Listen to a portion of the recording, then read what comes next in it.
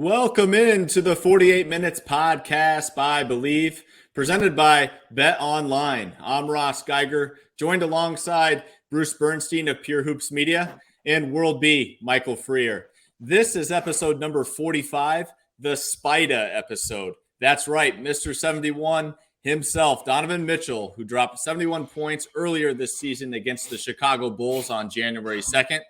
Back when World B was distraught about the Knicks season, only to eventually see his team defeat Mitchell and the Cavs come playoff time. So quite a change in scenery and in the times there, wouldn't you say, World B?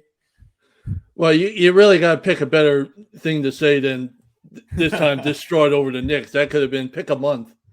But yeah, he was, when he went for the 71, you start thinking about, geez, what the backcourt could have been with Jalen and Mitchell, but I'd say it worked out all right for this season. I would say so myself. And before we get to our opening tips here tonight, just a special reminder that Bet Online is your number one source for all your basketball info, stats, news, and scores. Get the latest odds and lines and the latest matchup reports for this year's NBA playoffs. Bet Online is your sports intel headquarters this season, as we have you covered for all your insider sports wagering needs, from basketball, MLB, NHL hockey, golf to UFC and boxing. The fastest and easiest way to get your betting info, including live betting options and your favorite casino and card games available to play right from your own home. Get in on the action today, so head to the website or use your mobile device to join, and be sure to use our promo code BELIEVE, that is BLEAV, to receive your 50% bonus on your first deposit. Bet Online, where the game starts. And Bruce, I'm going to start with you for tonight's opening tip. You know, guys, the Celtics used to have this player that could come off the bench, play a physical game, and he was the leading scorer for Boston in their Game 7 win over Milwaukee last season.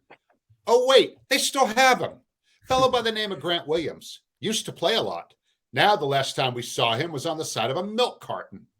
If Joe Mazzulla has any feel at all for this team, he needs to dust off G. Will and put him in the game. He will play physical, and he will battle guys like Bam Adebayo, Jimmy Butler, and Caleb Martin. And his legs should be fresh. He's played only 9 games in the last month. He's 24, and he's played in 55 playoff games. His physical style sometimes costs the team during regular season games, but the refs let him play in the postseason a bit more. So even if he just uses his fouls to soften up opponents, isn't that better than withholding a valuable resource from being used? Kind of like not using timeouts. I will know that Joe Mazzulla is growing in the job if he gives Grant Williams some minutes in Game 2. And if he doesn't, I can only scratch my head and wonder what the Couldn't agree more with that, Bruce, and I'm glad you stopped yourself there and resisted. But I was wondering the same thing after watching Game 1. Where was Grant Williams to be seen? World B? Thank you, Ross. Now, I understand no one should ever feel sorry for Michael Jordan, and a lot of the mess that exists with his current edition of the Hornets was created by MJ. But holy cow, can this franchise catch a break? In 2011-2012, the Hornets finished with the worst record in NBA history, winning just 7 games. But the light at the end of the tunnel was because they had the best shot at the number 1 pick in that summer's draft, and the franchise named Anthony Davis. So what was Charlotte's reward for having the worst record in NBA history? Michael Kidd-Gilchrist. This season, although not the worst team in the league, the Hornets still struggled, but caught some lucky bounces of the ping pong balls at the draft lottery, and were left as one of the 2 remaining teams battling for the number 1 pick in this summer's draft, along with the Spurs. You know how the rest played out. We'll look past the fact that Charlotte ended up with the number 2 pick in the lottery the year Shaquille O'Neal and Dwight Howard went number 1, since Jordan wasn't a part of the Hornets at that point. It appears the Hornets will have a much better choice at number 2 than they had in 2012, when MKG was viewed as the second best prospect. I always liked Kidd-Gilchrist a little more than others did, but in any case, he was never AD. The Hornets franchise has only made 3 playoff appearances since returning to the NBA in 2004-2005. They've had 1 winning season in the last 7, they do have one of the league's premier bright young players in LaMelo Ball. Now they just need a little bit of luck at draft time. Yeah, I mean, that was tough going for Hornets fans there, but, they do have some good opportunities at number 2, which I will be discussing later on, and also have some options there. As for my opening tip, the Wemby sweepstakes is over, as you alluded to there, Will be. He is headed to San Antonio, which is not only what my hope was, but my prediction, as I stated on Tuesday's podcast. Now, growing up a Suns fan, you might be wondering why I'd hope he'd end up with the Spurs of all teams. Well, when it comes to a phenom like Wemby, I want him in the best organization/situation possible. And I want to ensure Wemby and NBA fans alike both have the best chance to see him reach his maximum potential. As a true believer that where a player gets drafted matters and can ultimately affect their overall futures, I think San Antonio is just perfect, especially considering the other franchise options that finished in the top 4 of the lottery. Sorry there, World B. But I'm very excited to see how San Antonio plans to handle their offseason from here. And if I'm them, I'd actively work on signing seasoned veterans with a good history of being leaders and role models while also possessing the complementary skills for Wemby's game.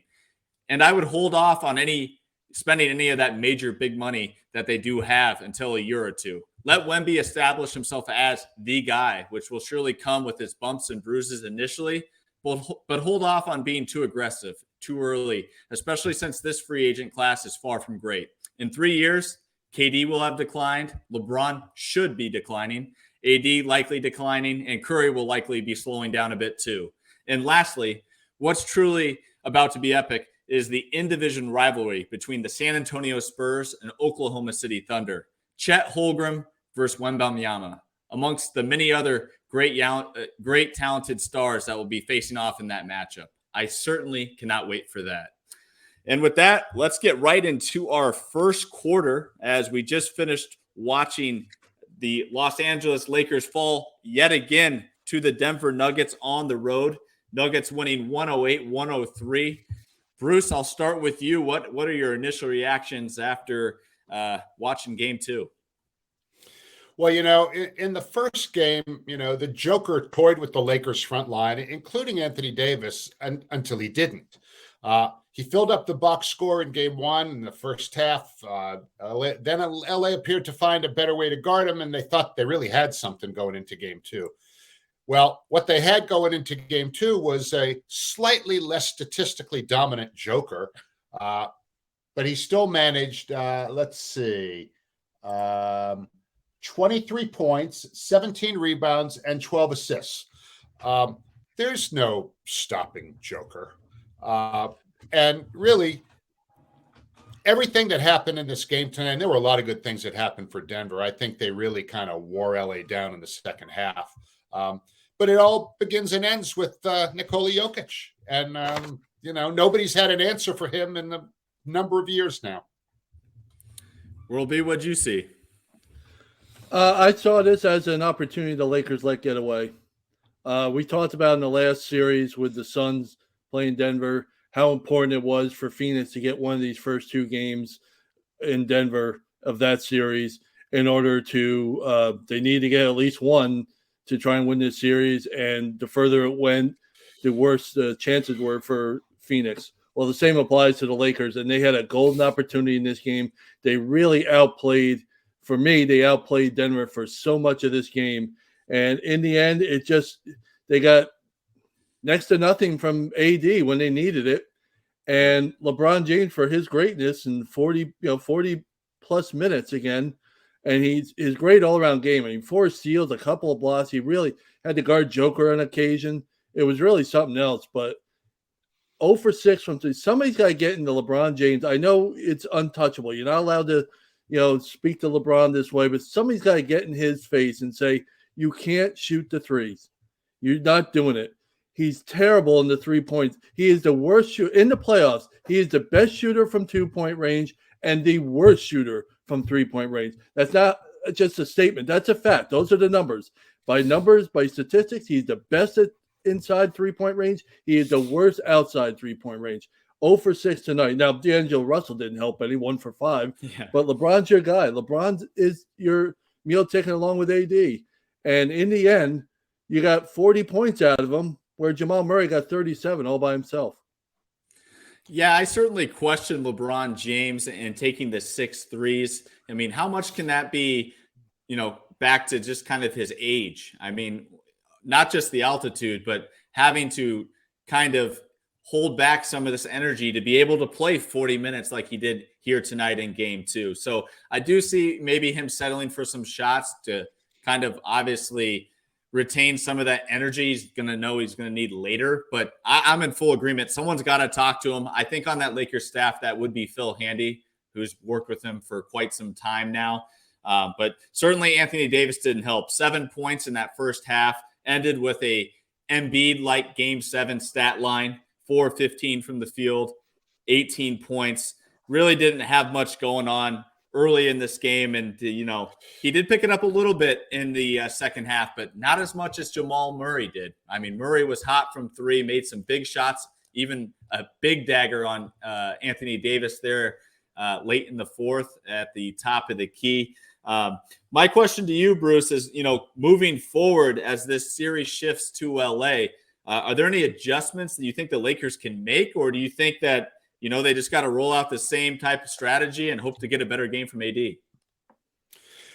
I don't know that I see a whole lot left for them to do. I mean, look, with LeBron and AD playing 40 minutes plus each in both of these 2 Denver games, I totally agree with what you said a moment ago about LeBron. I mean, as much of a force of nature as that guy is, he can't just go barreling to the hoop every single time. I mean, he'll be, totally exhausted. He needs to take some of those threes just to give himself a little bit of a breather from going inside. I mean, look, he smoked a few layups tonight that he never misses. Yeah. He had, as Michael mentioned a few minutes ago, that ridiculous going in for the uncontested dunk and the ball just slipped out of his hands.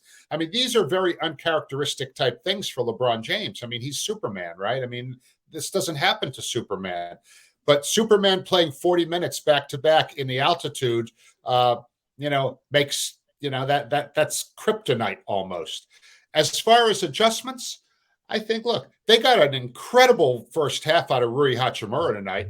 And then in the second half, he was just kind of there. I mean, he was 7 for 7 at halftime. He had 17 points.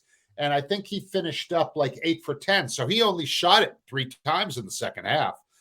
So maybe that's an adjustment they need, to say, look, when you're, killing it like you did in the first half, keep shooting it, keep going.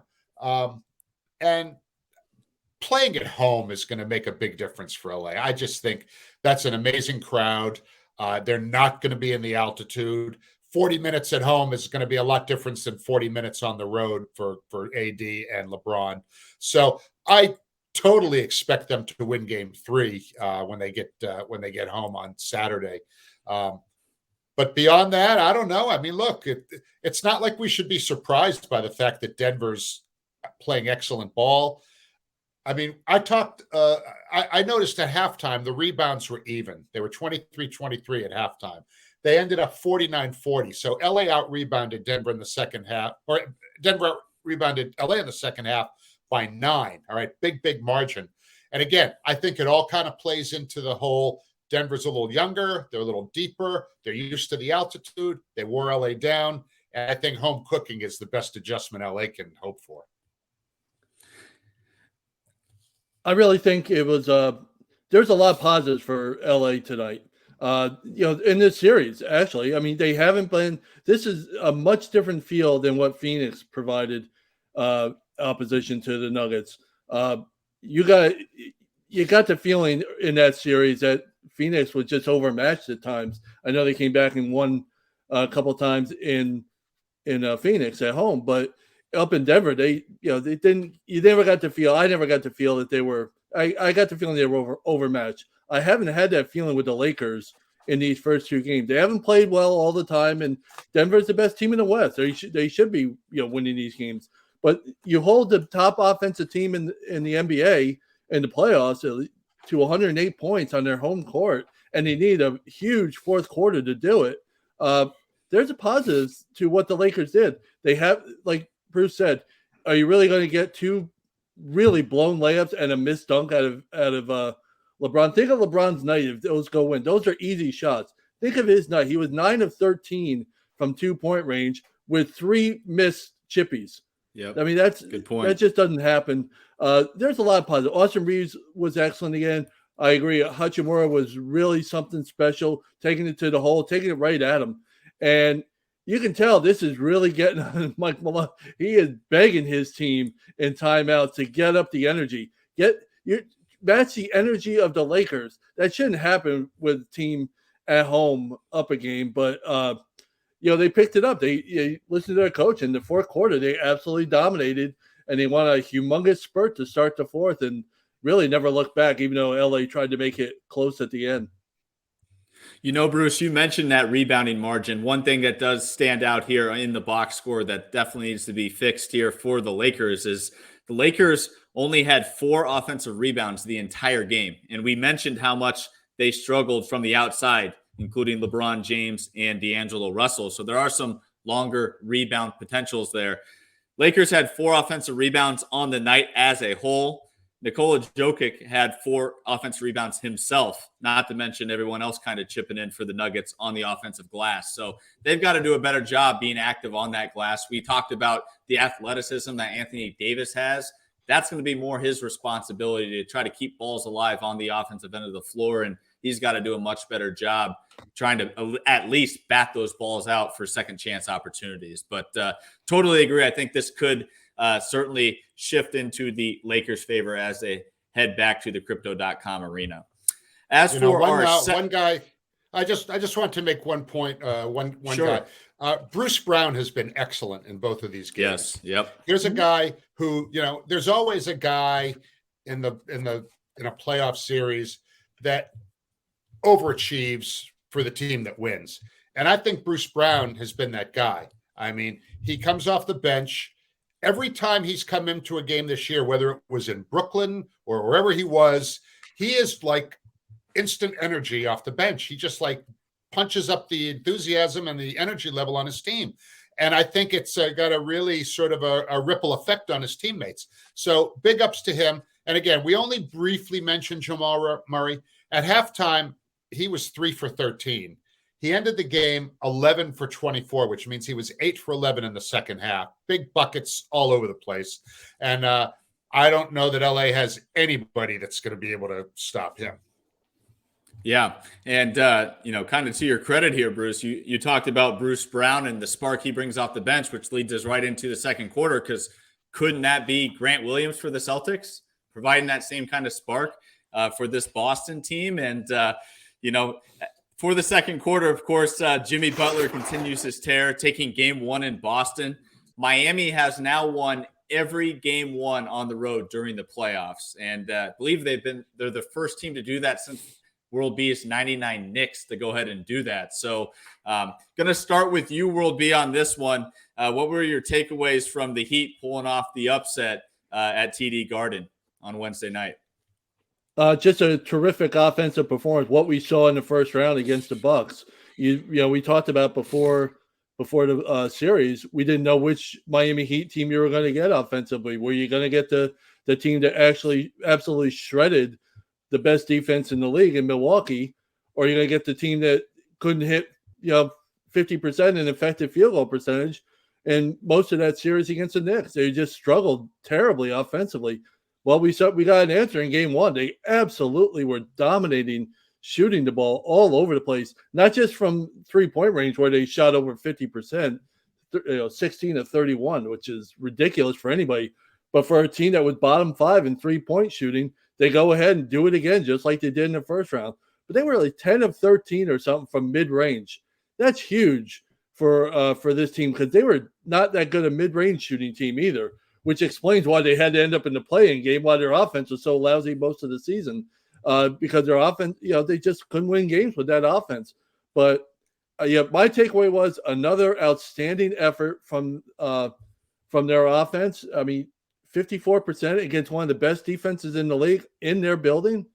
You really can't ask for more. I'll give you this real quick stat before I'm sure Bruce has plenty to talk about with the C's there. In the regular season, Miami had 8 games where their effective field goal percentage, which takes 3-pointers into account, when it was 60% or more. 8 out of 82 games. In the postseason, in 12 postseason games, they've already done this 4 times. So they're really shooting the lights out like we haven't seen during the season at any point. Bruce, how are the Celtics going to bounce back? Well, I just want to talk about the fact that on Sunday, Boston won Game 7 over Philadelphia with a 23-point margin in the third quarter. Okay. On Wednesday, Miami won Game 1 with a 21-point margin in the third quarter. Boston seems to play with a sense of entitlement that they have not earned. Miami played with a sense of desperation and are willing to earn it on every possession. Can it be any simpler? I mean, going into this series, I talked about how all during the season when these teams played each other, turnovers were a big problem for Boston. Miami, forced a bunch. Well, as expected, Boston's turnovers hurt them in Game 1. The total number of turnovers were close. Boston had 15, Miami had 12. But the timing of Boston's turnovers late in the game absolutely crushed them. In the fourth quarter, at the 3:39 mark, they're trailing by 5. Al Horford gets a pass stolen by Butler. 40 seconds later, Butler stole a pass from Jason Tatum. And after Caleb Martin 3 made it a 7-point game, 13 seconds later, Tatum traveled. 30 seconds later, still trailing by 7, Tatum traveled again. And Butler then hit from downtown for a 10-point lead. Ball game. Okay? This is what I'm saying. Miami will earn everything they get because they're relentless, they're grinders, they play every possession like it means something. Boston took so many possessions off in Game 1 that, it was only because they had so much more talent than Miami that they were even able to be in that game the way they played. So, and I also feel like in the first half, everyone's talking about how they shot fewer threes than they normally do, which is true. But here's what I think happened. I think Boston took themselves out of their normal rhythm in the first half because they did so well in the paint. Robert Williams was pounding the offensive glass early, and the Celtics scored an unusually large number of points in the paint. So I think what happened was they said, oh, this is working. So they kept going inside too often the rest of the game. They got away from their normal style of shooting a lot of threes, and voila. I mean, did Eric Spoelstra and his defense kind of trick them into it? Maybe there was some of that. But again, I just think, with Boston, having a coach that maybe isn't quite ready for the moment, they needed to get their cages rattled and said, okay, great. You did well in the paint, but this is not who we are. We're a 3-point shooting team, and we need to get back to what we're doing. And they did it for a minute in the second quarter. And then they kind of, took their foot off the gas. In the third quarter, I mean, I just wanted to pull out the hair, whatever hair I have left at that point. It was just so frustrating. I really like what you said there, Bruce, because I think it is so true about the theme of this series. You've got one team in the Miami Heat that are proving every game why they should be there and want to be there, and they want to continue to prove people wrong. And you got the other team that is already proven and feel like, oh, well, this is where we're supposed to be, and they're a little bit more comfortable. They got to get out of that uncomfortability because this team in the Miami Heat is coming for them. They're going to speed you up. They're going to force turnovers. They love sloppy games, as I continue to say. And as we said last show as well, this Celtics team all season has been one that likes to shoot themselves in the foot. They did that in that third quarter, as you just broke down to it for us here. And that's going to continue. So that hopefully won't continue, but it's going to be that continuous pressure from the Miami Heat to force Boston to kind of get into those bad habits. And they've got to snap out of that real quick. Hopefully this was the wake-up call that the Celtics needed and can move on and learn from. I want to talk a little bit about, I'm sorry, World, I'll make this pretty quick. I want to talk a little bit about Jimmy Butler, okay?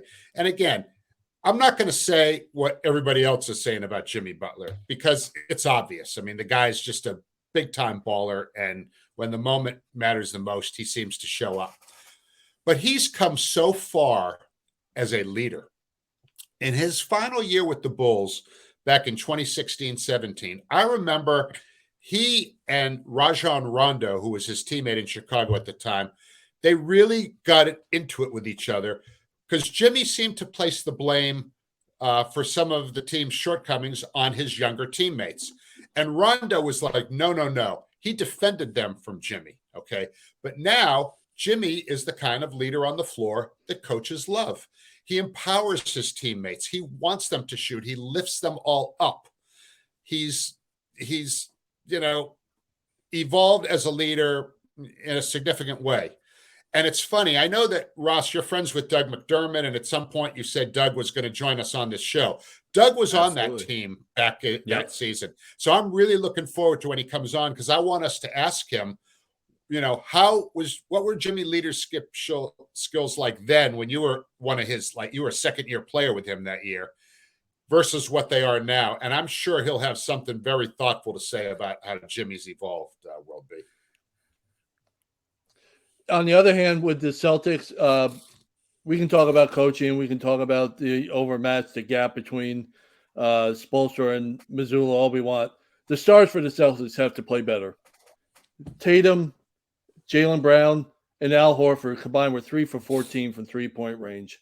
It's just not going to get it done with that team. I mean, Bruce mentioned how they were successful inside. They had 62 paint points, which is way out of the norm for the Celtics.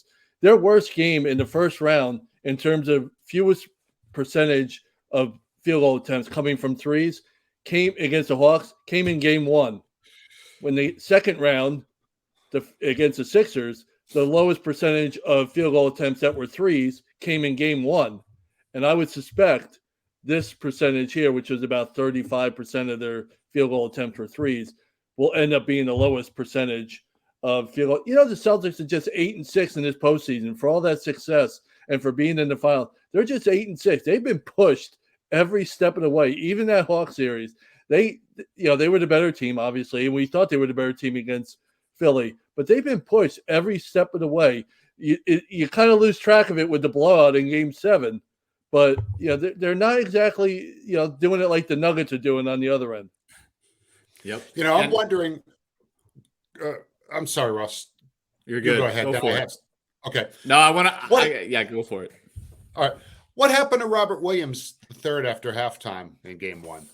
When he was a holy terror in the first half, but then the Heat made him disappear.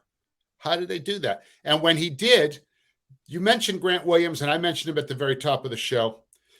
That's when Grant Williams needed to come into this game. Okay. Yep. When Robert Williams was sort of just kind of wandering around out there looking a bit lost. Last year, when these guys played in the conference finals, all right, Grant Williams played all 7 games. He averaged 30 minutes a game in that series, okay? Almost 9 points, okay? 4 rebounds, almost 39% on threes, and he was money at the foul line. He was 20 out of 23. That's like 88%. He can be physical.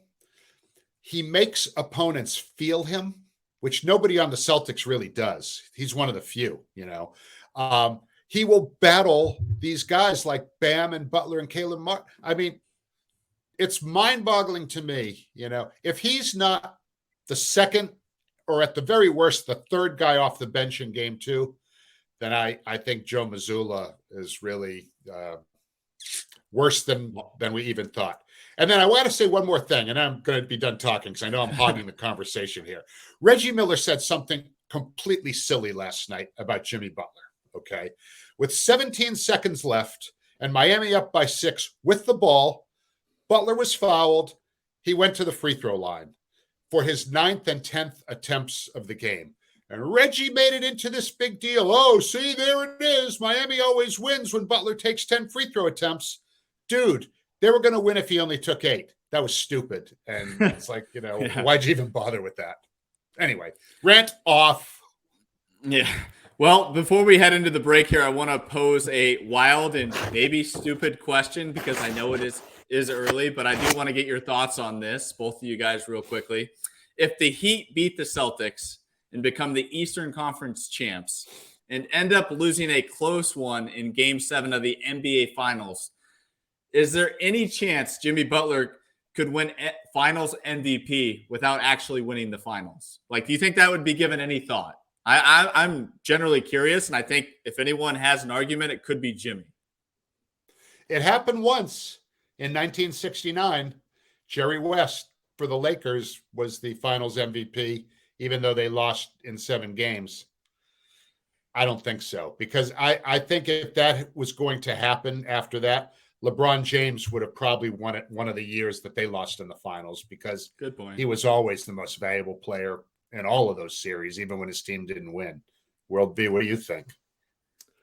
I don't see it happening anymore. I think you got to put up a kind of series like Jerry West did. Anybody go back and look at the numbers that he put up in that series? I don't think there was any argument on the Celtics that he was the best player in the finals that year. Yeah, it would. I mean, Jimmy Butler, not only has he been the best player in this playoffs, you could make a case for Joker, I suppose, but he's certainly been the most valuable. And I don't know if anybody has elevated their reputation world in the league standing than Jimmy Butler in this postseason. I mean, from the very first series to 56 against the Bucks. I mean, who does that? No, against the best defense in the league. Nobody does that.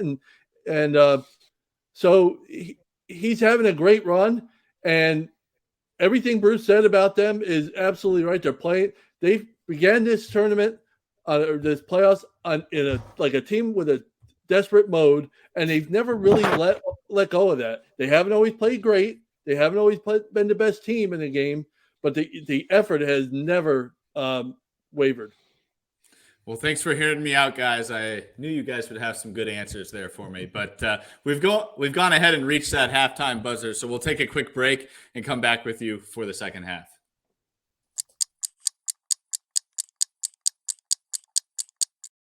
And we're back with the start of the third quarter, and let's discuss this coaching carousel as the list grows bigger with Doc Rivers out in Philadelphia.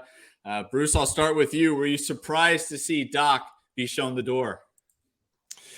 Not surprised, but a little bit disappointed. I mean, I'm a big Doc Rivers fan. I've always, liked him. I mean, look, but Philadelphia is a tough city to work in, and with what's going on there with that team right now, and again, we're going to talk a little bit more about that, I think, in our final quarter. Philadelphia, I think, could be headed for a fall next season. I mean, I don't know who they're going to bring in that's better than Doc Rivers, but they have issues on that team, and it's not only Doc Rivers.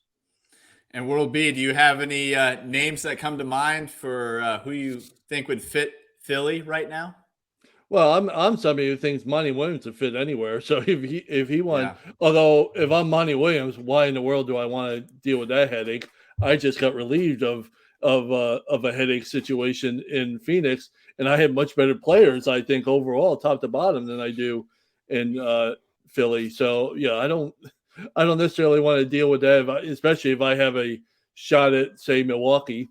Which I think he'd be great in Milwaukee. Command respect, a different voice, and he's got a ton of talent there still that while it may be aging, and with Drew Holiday and stuff, and Brook Lopez, I think they more than have enough to make another run. So I don't know. I'm not of the same opinion of Doc Rivers as a coach as Bruce is. I think he's got the title, and for that you're not taking that back. But he also has a lot of series leads, 3-2 and 3-1, that he has to answer for in his career. So I don't know where he's going to end up, but that Philly situation is not a fun situation right now with all the uncertainty going on. Yeah, what I thought. What I could see Monty Williams doing. Ross, correct me if I'm wrong. He's getting paid for what, 2 or 3 more years from Phoenix? I think it's 2 years. Yep. Okay. So I could really see him taking some time off, talking to his buddy Greg Popovich down in San Antonio, because he has close ties to that organization. He played there, and he was part of that organization. I know Pop wants to coach Victor, okay, but how long does Pop really want to do that? Could he coach Victor for a year or two, and then Monty, after taking a couple years off, working on his golf game, whatever, come and take that job? I think that might be an outstanding place for him to end up, because he's going to get paid anyway. I mean, if you think about it, you can get paid a ton of money to not work, or you can get paid a ton of money to work. And it's like, well, I think he'll at least take 1 year. We'll see if he does anything beyond that.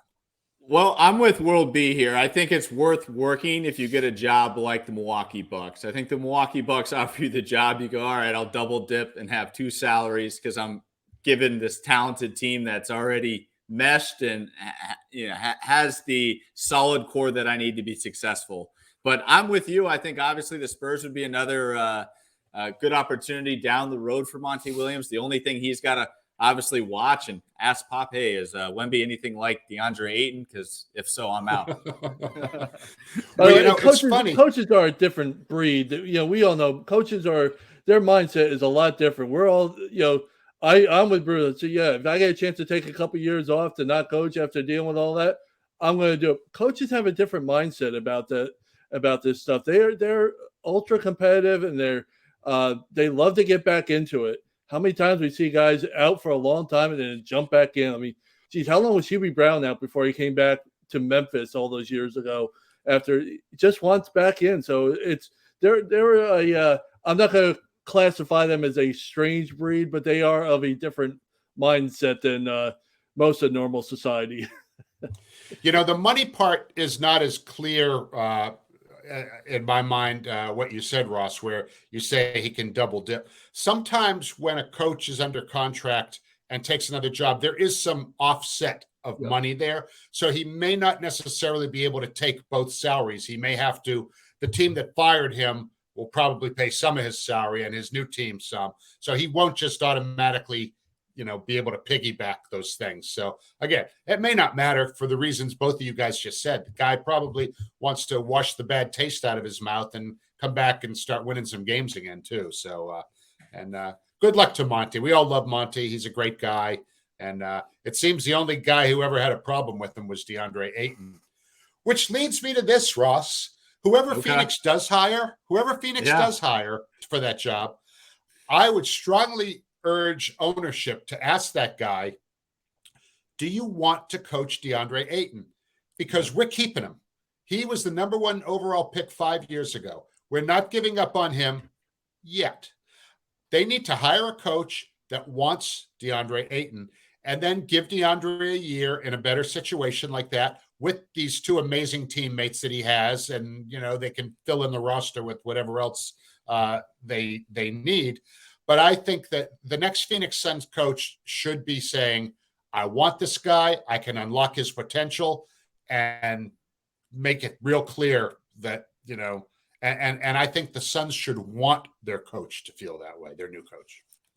I totally agree there. And the most recent rumors coming out now is that the Suns are strongly tied and interested in Tyronn Lue of the Los Angeles Clippers. Now, of course, Coach Lue is under contract in LA, and reports coming out of LA as well. We don't want to get rid of this guy. So I'd be willing to bet that those rumors are coming from Ty Lue's camp, wanting out of the LA situation, having to deal with Kawhi Leonard's availability or lack thereof. But, the thing that's very interesting with Tyronn Lue is that, maybe we could possibly get a trade. If the Suns are that set on Tyronn Lue being the next guy, maybe we could get a trade to, maybe even one where Chris Paul gets to go back home where his family lives, return to the LA Clippers, offset some of that money, trade Chris Paul for Tyronn Lue's services as the Suns coach. And let's face it, Tyronn Lue's done a great job developing Zubac. I mean, of course, DeAndre Ayton's leaps and bounds more talented than him all around. But even if they got Zubac type production and reliability from DeAndre Ayton, I think the Suns would sign up for that right now.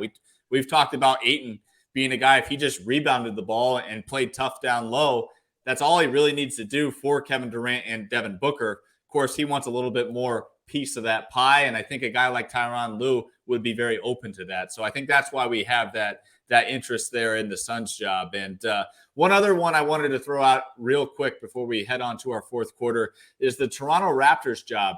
I think Mike Budenholzer could be a really good coach there. They've got Pascal Siakam as a four-man that can handle the ball and be a creator. And he could work well with a coach like Budenholzer, who's obviously familiar with the best in the business at creating from the four-man position in Giannis. I mean, do you guys see that kind of connection there of, young defensive team? He's good with a defensive program. I like Budenholzer with Toronto. What do you have to say, World B? I know you're a big fan of the Bucks defense this past year. Yeah, I am overall a fan of Coach Bud. I've mentioned that before. I thought he did a great job with Atlanta years ago when he was there. When he had players, he had some of the best defenses in the league. Coach of the year, got into 60+ wins. So when he has talent on the court, he can really do a job. I don't know how much talent there really is in Toronto and how much is still going to be there. You hear Fred VanVleet's name mentioned in trade rumors. You hear these things. I don't know where they're going to go, going forward. Yeah, I think he would be a great addition to improve that team. I don't know if there's enough talent to be championship contenders in the immediate. Now, things can change. You give me a few years, get somebody to bring in talent. Yeah, maybe I can work with him there. But I think he could work there. I just don't know how well he would work there. One of his biggest successes in Milwaukee, I believe, was his work with Brook Lopez. I mean, he really helped Brook Lopez transform his game. And he's got a guy in Toronto, Jakob Poeltl, another 7-foot big, who, who is a good player, okay? He could be better. So maybe Bud might be the kind of guy that could help Jakob Poeltl sort of reach that next level. And if you do that with a big like Jakob Poeltl, you have a chance to really, make your team a lot better. Yeah, and there was recently an ESPN analyst that also interviewed for the Toronto coaching position. And Bruce, I know you have some thoughts on that, so I'll let you go ahead and take that over. JJ Redick is sucking up to the players, not any player in particular, but the players. Why am I saying this? Well, his take on the whole Ja Morant thing, where he was, he did, I will say this. He did say Ja Morant needs to be significantly punished, blah, blah, blah. But he really kind of had a velvety sort of way of sort of saying that, where he was saying, well, he didn't break any laws and this, that, and the other. I think JJ Redick was basically campaigning for a lot of jobs with that statement, basically having players on different teams, if they're asked about JJ Redick, planting that seed in their mind saying, wow, JJ Redick, I mean, cool dude, I could get behind JJ Redick. I really think that was his motivation. I'm not a mind reader. I don't know JJ Redick, but that was just how I read that. What do you guys think? Will be.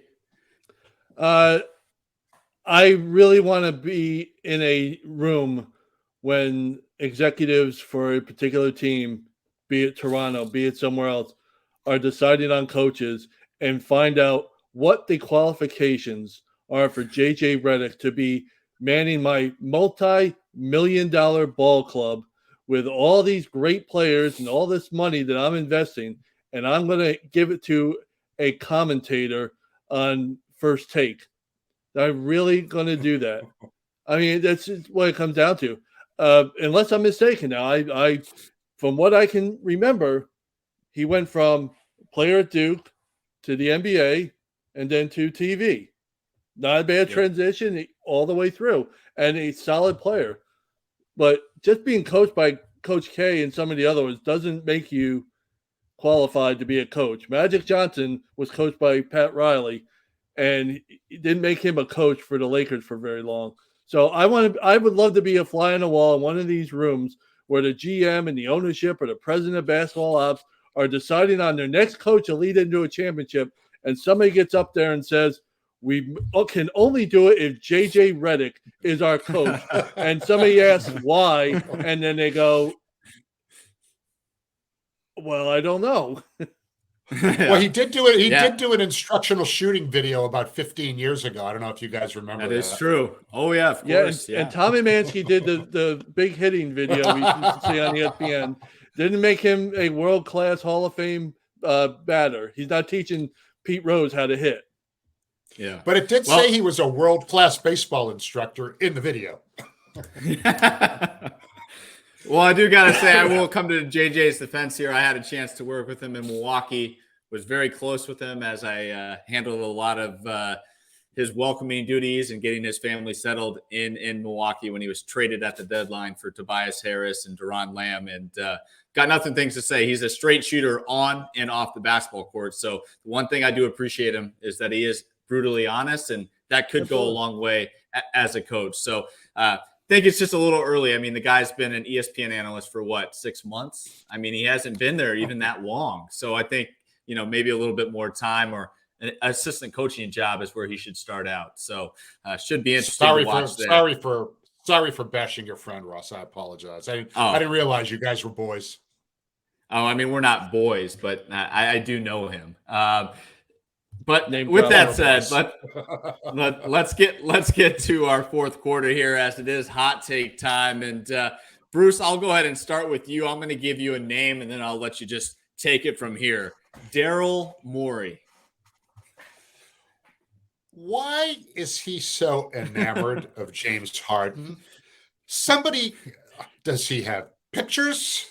Does he want to meet one of the Kardashians and James can fix him up? Oh. I mean, I don't understand. I mean, James is planning to opt out. He declined his player option for $35.6 million next season. He did Daryl Morey a favor by doing that, if you ask me. But somehow or another, Daryl Morey wants this guy back. I mean, I see this as the early embers of a dumpster fire.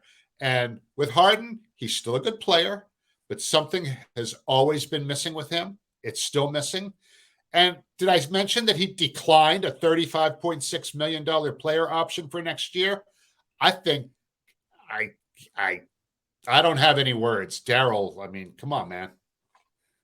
Rule B, you've always been a big Harden fan this year, obviously supporting him being part of the All-Star team, obviously being a big difference maker in Philadelphia wins. What's your take on all of this about Morey wanting him back in Philadelphia so bad?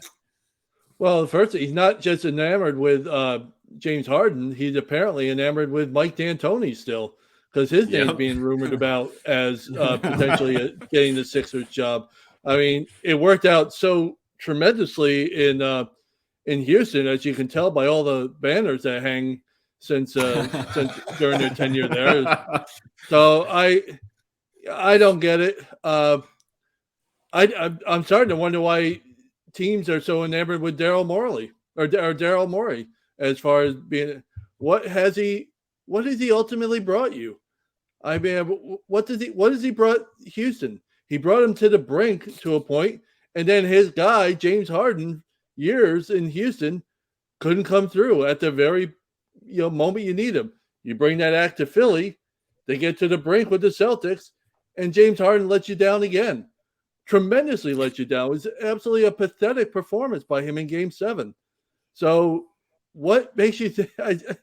I'm with Bruce. I was like, it's fine. But now you ask what the Sixers front office, the Sixers ownership, aren't you scratching your head? You're just going to let him do whatever? Were you not around during the Houston years? It was fun. Didn't get you anywhere. Hey, Ross, isn't World B's snark game is on point tonight? This is the snarkiest you've ever been. Really, really impressive snark game tonight, World B. Good for you. Well, man. It helps when the Mets take 2 out of 3 from the Rays like they did this week. So it puts me in a better mood. Hey, nice. Daryl Morey did achieve one thing in Houston, when he made his very, very appropriate and correct comments about China and Hong Kong. He got the Rockets, who were basically China's most popular team, all but banned from their games being shown in China, which, again, I supported him in what he said there. To me, he was absolutely right. But that's what he got done for Houston. Well, thanks, Bruce. We just lost all our listeners in China now, thanks to you there. So, anyway, both of them. I didn't think they were on our list. No, I'm not sure they are, but maybe after this episode they will be. So we have to France, wait and see. We do have France. Yeah. Yes. Yeah, we do. Big time fans in France, which is awesome. I think with Daryl Morey, just to kind of sum things up, what you get with him is a big science experiment. He's just a scientist that comes together with his analytics and puts some wild things together. And yeah, as World B said, it's a lot of fun, but they're not printing banners. So, I mean, take it for what it is. But with that, let's go ahead and get to our final thoughts here as we are running a little long here tonight. And Bruce, I'll go ahead and start with you. Thanks, Ross and World B. What separates the good from the great and the overachievers from the underachievers? Well, it's the little things. Some teams can be careless with their passes while others pass the ball with purpose. Some teams will take an open shot early in the shot clock, while others will move the ball from side to side, make the defense work, and end up with an even better shot. Some teams play with grit and fire, while others play like they're too cool for school. Some players will battle through every screen, while others will go under the screen late in the game when they're tired. Some teams feature an offense where players cut hard without the ball, while others space the floor with two statues in the corners, waiting for that coveted corner three that sometimes never comes. These are all the little things that separate winners from also-rans. When you watch smart teams play the right way and don't beat themselves, you have to respect them. They delight their fans, and they overachieve. And sometimes they even make the NBA Finals, even when the experts say they won't. I'm looking at you, Miami, and you, Boston. Nice job, Coach Bernstein. Obviously, hopefully our listeners will take your words to heart there and take a look at that next time they watch some of these exciting playoff matchups. World B? While 2020 hindsight is indeed a wonderful trait to possess, the trade of Rui Hachimura from the Wizards to the Lakers turned a bad Wizards season into an embarrassment. Lakers GM Rob Pelinka received a lot of credit for this deal, along with a few others during the season, to help shape the Lakers to the team we see today. From the Wizards' perspective, however, it's just one more in a series of questionable moves that ultimately cost Tommy Shepard his job as their general manager. Letting Hachimura go to LA was justified and somewhat understandable in my opinion, because of the fact that Kyle Kuzma was becoming one of the faces of the team, along with Kristaps Porzingis and Bradley Beal. But to give up on a guy who turned around and became a key player off the bench during the Lakers' run to the West Finals, Washington received Kendrick Nunn and 4 second-round draft picks. Considering Nunn averaged all of 14 minutes a game with the Wizards after the trade, it's not out of line to suggest that the 4 seemingly worthless second-round picks will turn out to provide more value than Nunn. Maybe the Wizards can parlay one of these picks into a deal down the road that reaps some benefits. Or perhaps they will use one of these picks and find a diamond in the rough type of player. In the immediate, however, this trade is proven to be as embarrassing for the Wizards as it is fortunate for the Lakers. Well said, the World B. And the way I would kind of sum that up is that you said they gave away Rui Hachimura and got none, right? Second to none. I had to do it. All right. Well, I'm rewriting my script here so I can do this again. All right, we'll retake it. As for my final thought, I actually want to give my initial thoughts to the rest of the lottery. So let's start with Charlotte at 2. If I'm Charlotte, I would look to trade the pick. Last thing we need is this Hornets team to draft Brandon Miller. Do you really want to employ Miles Bridges, James Bouknight, and Miller? Seems like a bad idea if you ask me. So this team should be looking to collect additional assets or players if a team is wanting to move up to get Scoot Henderson or Miller at number 2. For Portland at 3, first we had the Dame, CJ, and Young Simons three-guard combo.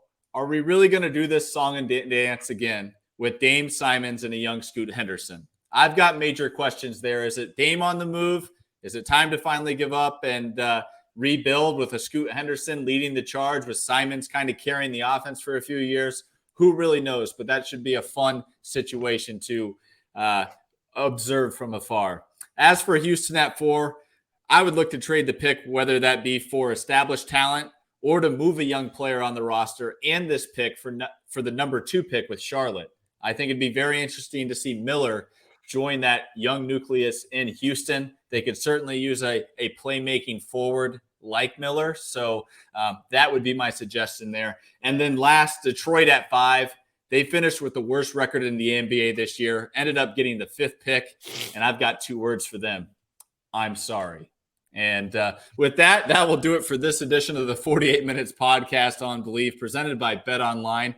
Thanks for tuning in, and we'll be back with you next week to be sure you're up to date in 48 on all things around the association. Have a great weekend, everybody. So long, everyone.